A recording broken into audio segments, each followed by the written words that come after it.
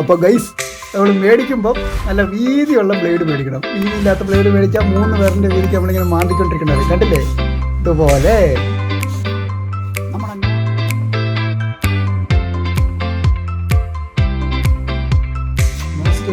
Masking tape ആദ്യം നമ്മൾ board വഴി ഇങ്ങനെ ഒട്ടിക്കണം.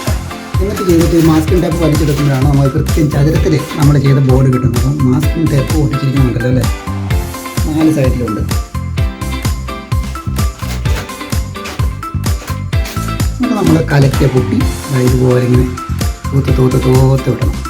നമ്മുടെ നോർമൽ പെറ്റിയുടെ അവസ്ഥ ഇതുപോലെ കുണ്ടും കുഴിയൊക്കെയാണ്. ഇങ്ങനെ കുണ്ടും കുഴിയും കിടന്നു കഴിഞ്ഞാൽ നമുക്ക് ഇങ്ങനെ ബോർഡിലൊക്കെ എഴുതുന്ന മായ്ക്കുമ്പോൾ ഒക്കെ ചിലപ്പോൾ ചോക്ക് പൊടി മുഴുവൻ പോകുന്ന വരില്ല. അതുപോലെ തന്നെ ചോക്ക് വെറുതെ ഒത്തിരി ഉപയോഗിക്കേണ്ടി വരും. അതുകൊണ്ടാണ് നമ്മൾ പുട്ടിയിടുന്നത്. പുട്ടി കാണിച്ചു തരാവേ.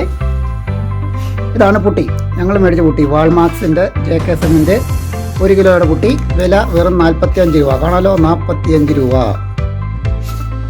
White cement putty. എന്നിട്ട് നമ്മൾ വൈറ്റ് സിമെൻറ്റ് പുട്ടിയിട്ട് കുറച്ച് വെള്ളം കൂടെ ചേർത്ത് ഇതുപോലെ കുഴച്ചെടുക്കും. കണ്ടോ, കയ്യിരിക്കുന്ന ബ്ലേഡ് കണ്ടോ? ബ്ലേഡ് മേടിക്കുന്നുണ്ടെങ്കിൽ ബ്ലേഡ് ഇച്ചിരിയുടെ വീതിയുള്ള ബ്ലേഡ് മേടിക്കണം. ഇതിന് ഭയങ്കര പാടായിരിക്കും, ഇങ്ങനെ മാന്തി സമയം എടുക്കും. ഇത് കണ്ടോ, ഇതോടെ ആയിക്കഴിഞ്ഞാൽ നമ്മുടെ ആദ്യത്തെ പുട്ടുപിടുത്തം തീരുകയാണ്. കണ്ടോ തീർന്നു. കണ്ടോ, പുട്ടിയിട്ട് നമ്മൾ മിനുക്കി വെച്ചിരിക്കണം. മിനുക്കി. ഇതാണ് നമ്മുടെ നെക്സ്റ്റ് സ്റ്റെപ്പ്. പുട്ടിയിട്ട് കഴിഞ്ഞാൽ പുട്ടി ഉണങ്ങുന്നവരെ വെയിറ്റ് ചെയ്യുക. വെയിറ്റ് ചെയ്ത ശേഷം നമ്മുടെ സാൻഡ് പേപ്പർ കൊണ്ട് ഇങ്ങനെ ഉരച്ചാൽ മതി. അപ്പോൾ നല്ല കിടുക്കാഴ്ചയായിട്ട് മിനുസമായിട്ടിരിക്കും. മിനുസം കണ്ടോ, ആദ്യം ഇട്ട സാധനമാണ് ഈ കിടക്കാനായിട്ട്.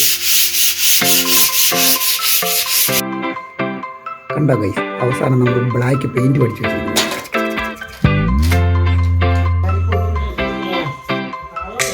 ഇപ്പോൾ അടുത്ത ഫോട്ടോ അടിച്ചു വെച്ചിരിക്കുകയാണ്. ഗ്ലെയർ അടിക്കുന്ന കാണുന്നുണ്ട്, ഉണങ്ങിയിട്ടില്ല, അതുകൊണ്ടാണ് ഗ്ലെയർ അടിക്കുന്നത് കേട്ടോ.